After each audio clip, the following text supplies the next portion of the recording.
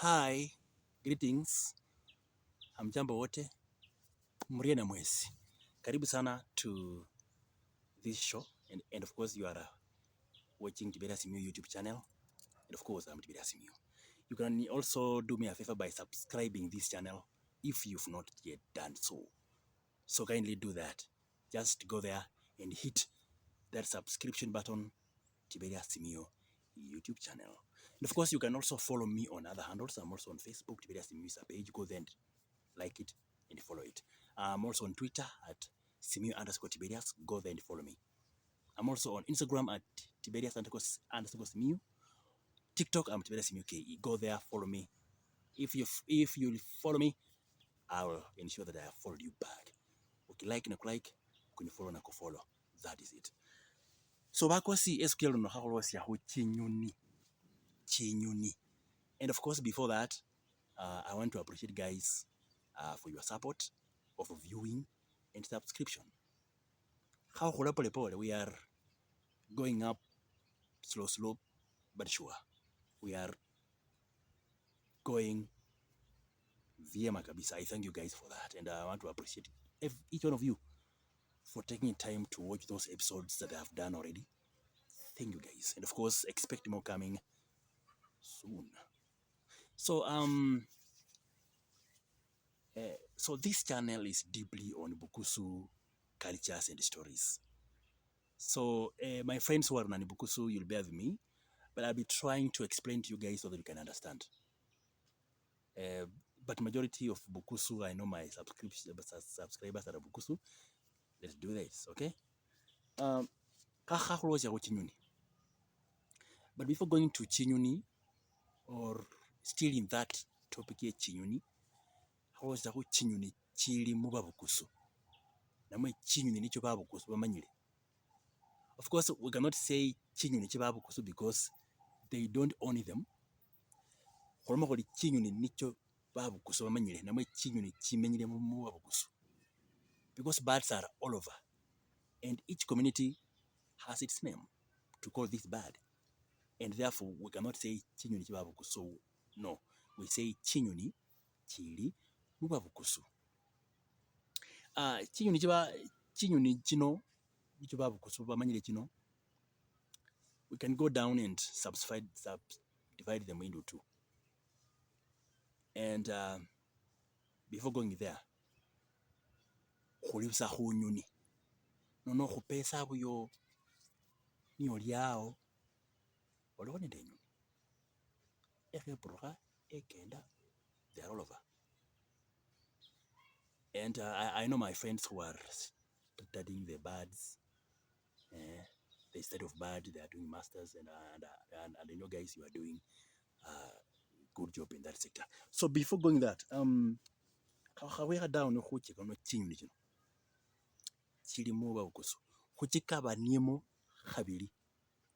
Khulanyola chinyuni chiliyo chindala chilia chinyama ne chichindi sachilia chinyama tawe. So we will now follow that path, that classification of chilia chinyama nende chihalia chinyama tawe.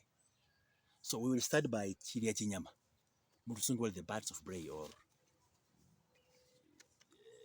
the birds of prey. I know guys who are, you know these things. Chinyuni chilia chinyama. Chinyuni chilia chinyama namwe chilia CHICHASIE, either alive or dead, whichever the way. But khulisa khu chinyuni chenecho. Before going deeper, I also want to recognize the works of wazes, because these are not my works, these are not my knowledge, but it's knowledge of wazes that we used to ask them. Khwabarebanga maswali khulibasakhu khubailekho chinyuni nicho mumanyire kili omwenya chinyuni khwabalile khuli yes, lakini khwabalila bakosi nakhurira mubwandiki, because those times hatukuwa na data ya kuweka like what we are doing now. So the only data to store, or the only storage of data by then, was through putting down on paper. And and khobekha sianga saa singa saa 8 nakhwikhala ase basita nekhwanya chilomo nono chinyuni chino khulabalakho chinyuni chilia chinyama namwe chinyuni chilia chichasie siruchi kisilili chetoto engosia namulobi namukholi namulanga oli nalukosi khoro namusundasundi ling'ang'a esikhikhi kupangilisi efurusi ututu namwe twitwi kwesule kukamai nende kung'asa namwe ling'asa bakosi echo chinyuni nicho basakhulu bakhubolelakho nelundi nicho ba explaina mubukali. So kabakaryo I've not mentioned that bird that you know it yenye huwa inakula nyama na sija mention hapa. Feel free to comment that on the comment section. I will accept, I will like it, and of course I will add to my list because education is continuous process and no one is perfect. Chinyuni chilia chinyama. No, before going to them,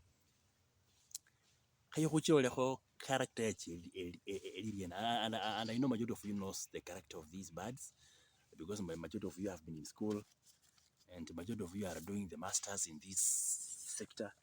The ornithology students are here watching. Of course, it's a branch of zoology that now focuses on birds, ornithology. So liba lya chinyuni chino lilirie in general kwanja sana nende bikele byakyo bibyoki bine kamatere kamasiro ili netilanga enywinywi namwe kwakhundemo namwe kwakhusiasie etabule so kamatere or the talons or claws kimisiro kabisa. And of course kumuno kwayo kuli tofauti mbo kukiyeta khulia chinyama muharaka. So have that knowledge imbo kakhubola khu chinyuni chifwana chilo chilyo. Khwanyende siruchi basakhulu nga khwabareba siruchi niyo nyuni sina yakhubola khumala khwara mubwandiki bakosi. Simenyile khumurongoro khang'onanga siswi khumurongoro kumuleyi. Kwa hivyo siruchi simenyile khumurongoro mala sing'onanga siswi khumurongoro kumuleyi. Kharuchi khanyala khawuyila musiswi syenyuni yasye. Nono apart from khung'ona siswi syakho siruchi syosi sinyala syawuyila musiswi syenyuni yasye. Sorry guys for that. We are looking the best place to be to do our things. Me siruchi silya chinywinywi.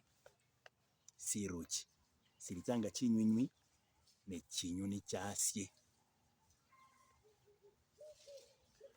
Nono khuli nende chikabila chibili che siruchi khuli nende siruchi sibofukho ne sindi sikekhekho.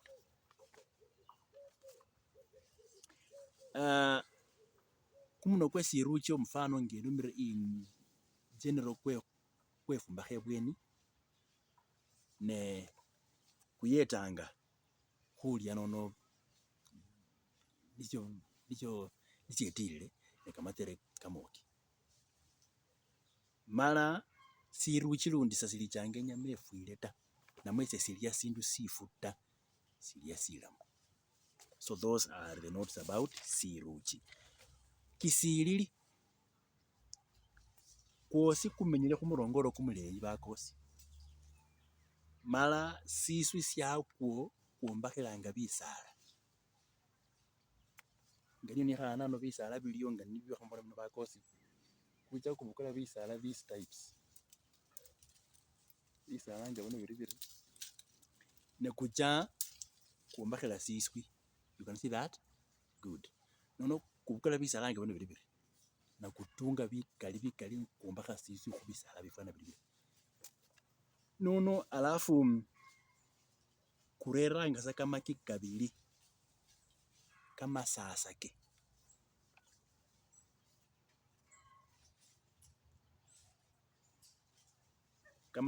busanga kengokho bubesemu ne buwanga khomu kulya sinanu chimbeba chiswa chinywinywi ne bindu bikali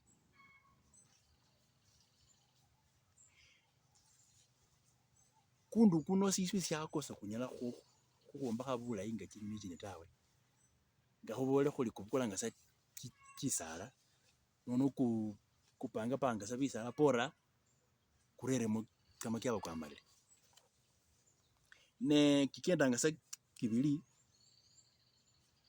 kusecha ne kukhasi of course erangi yakwo eli engupilya erangi engupilya khweche khubalekho chirangi basi nemanya engupilya niyo rangi si engupilya eli nga khuli dark grey like my t-shirt is grey, so take an example of dark grey going to be maroon niyo engupilya erangi ya kisilili enyuni rakho bali chetoto bakosi chetoto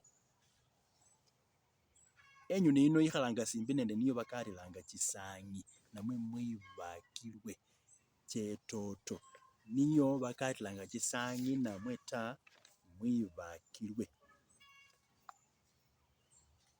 kulekhana nende ngoli khulecha khubona ngoli naye fwana erye erangi yakwe emali kumunwa kumuleyi mala lisakhilo lilecha busa enje bikele byakwo binyelele nono kusakhilo kwa chetoto kulecha busa enje kumunwa kumuleyi bikele binyelele mala kumali kwosi kwombakha siswi kamaki kabili mala bikendela busa alala khukenda alaba ndekhilemo nandyena kusecha nekukhasi bikendela sa alala bakosi kukwene kubusi now kucha nga nonga engubo ya sengeli kubusi is now grey ne munda mwakwo kuwanga kamafumbo khungaki kamabusi ne mundamo muwanga oyo bali chetoto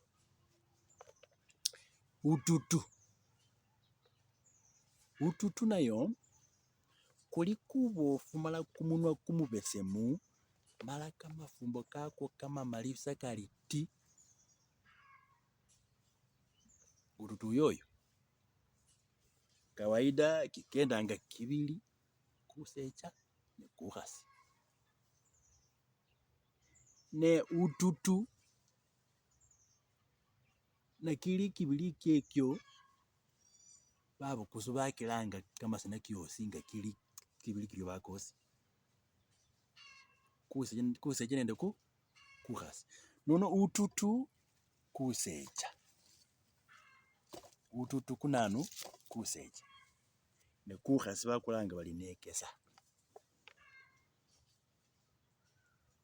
kyosi kyayanga chindemu chimbakilya ututu ikyekyo mala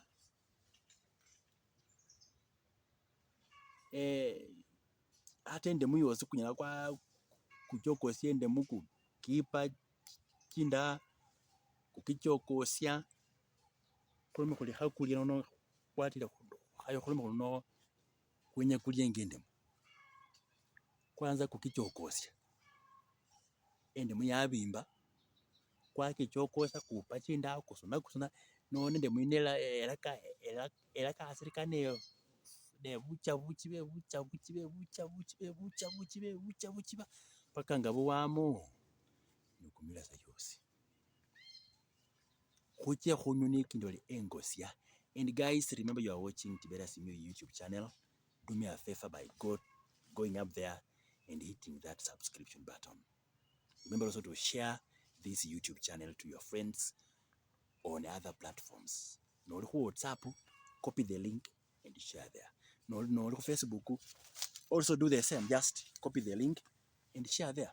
I will appreciate it. And of course, I appreciate guys who are doing that because I always see them. I'm amazing, guys. Thank you so much for that. And thank you so much for that effort and for that support. Thank you so much. Now, uliza kunyuni. Chimba chino chibasa holwa huolanga na huandika. And now they have passed information to us, and now we are passing to you guys. Engosia bali enyolehanga mulukulu namwe kinyolehanga kiwase mulukulu na kwa sima hulia bindu bifu. Engosia ilichanga bindu bifu kundu kuno kufuana engoho kingitai baro manyile engoho kingitai ngefana bakosi kufuana kuryo yani mwikosi mwako bufumbo mbamo tapaka huisahiro kwa masa mwikosi paka huisahiro kama fumbo mbamo. Engosia nayo yakamende kisirili nonosa kuli kubo funga chetoto ta sakuli kubo funga kunga utututa khaleza hadidika kisirili mala kuosi kuombahanga sisi khumurongoro khungaki nonenya khuelewe mbo kimyuni kimibofu kino khwashuma khuli bisu byakyo bilyasi either mumusiru asi oro mubunyasi asi sikila eweight yakyo sekisasiteina khumenya musiswi khungaki ta lakini biyuni esambuli ya kisirili because they are light byamenya khwaina khumurongoro. So that's now our assumption, and of course it's right.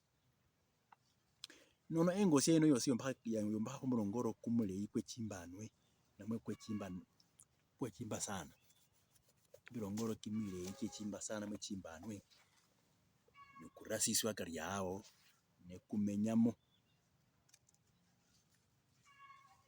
elukali kimiyuni kino kikendaga nende chetoto nono hata watima nokoli chetoto ni engosia tawe. Engosia elinditi elekhana busa nende kisirili lakini chetoto kubofu nono kikendanga kiombi sikila kilyasa bindu bilala nikyayisimana.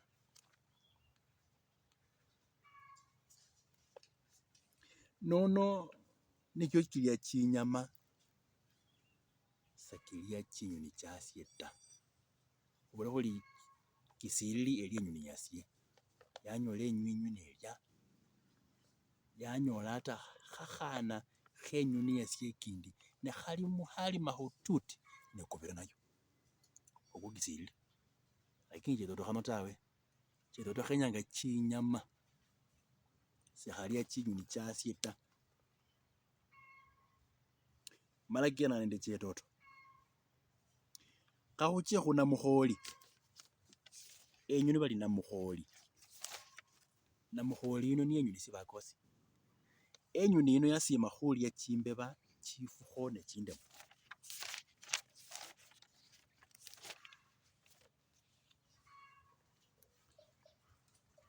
khenga khufwana enyuni bali nasoko yani bubusi ne buwangakhomo khali nende likosi lileyi mala bikendanga sa byosi bibili nebirera kama kikosi kenga kabili byombakhanga khumirongoro kimileyi mala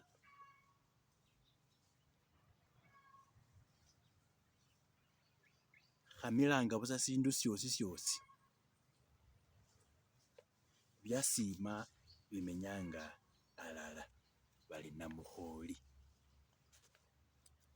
And of course, guys, we are now coming to the end of part 1 of this show, Chinyuni, subsection Chinyuni Chilia Chinyama, part 1.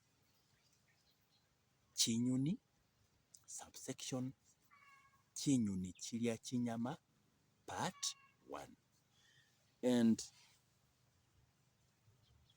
I'll come back to part 2 of Chinyuni Chilia Chinyama. So ensure that you also see and watch that part 2 that is coming up. And we will now see the remaining birds. So of course, guys, I just want to remind you guys to support me on this YouTube channel that you are watching by hitting that subscription button. It's up there. Just finish to watch, and go up there and hit that subscribe button. I will appreciate and thank you so much. Of course, if you don't want to miss any of the episode that I'll be doing here, many topics that are coming, remember to turn that notification button on, notification bell on, turn it on, because when I will post anything, you'll get a notification on your YouTube app that various me have uploaded this, and you'll go there and be the first one to watch. So do that. You can also get the links down there of my other social media handles. Of course, Tiberius Simiyu, that's a page on Facebook. Go there and follow it. Simi_Tiberius is my Twitter handle. Go there and also follow it. Tiberius Simiyu KE is my TikTok account. Go there and follow it. And of course, Tiberius_Simiyu is my Instagram account. The links is down there. But you can just search them from your respective apps. I will appreciate so much, guys. And I want to appreciate guys who are watching and they have already subscribed to this channel, because we are growing so well. We are at 1.64 by today. So I just want to appreciate you guys by saying thank you so much. And thank you so much, guys, for that support. Also, do me a favor by sharing this YouTube link to another accounts. Just go there and copy the link to other social platforms. If you are on other Facebook groups, just copy a link and share there. And leave it like that. People in that group or in that page of yours or on that platform of yours will click the link and they will viewing. And I will be glad to see or to hear that. You can also share the link to your WhatsApp groups account, your WhatsApp groups that you are in. Do that. I appreciate so much, guys. I will appreciate so much, guys. And just remain here because we are now focusing deeply on Bukusu issues and stories and topics. Be here because more is coming. Do that. And of course, if you feel like we've skipped a thing, because as I said, education or information never lasts or never ends. Do that. Just go to the comment section and say, hey man, umesahau hii. List it. I will appreciate. If you need a copy of all of my episodes, this one and the previous ones, you are welcomed. Find an avenue down there on my links, inbox me, that the height barriers, I want this and this, I will do that for you. Or I will post the email address down there. Just go there, click there, and request the soft copy sample. I've already done them already. They're just ready to be shared. So do that request. I'll be able to share to you the soft copy sample of these topics on this show and other previous shows that I've done on this YouTube.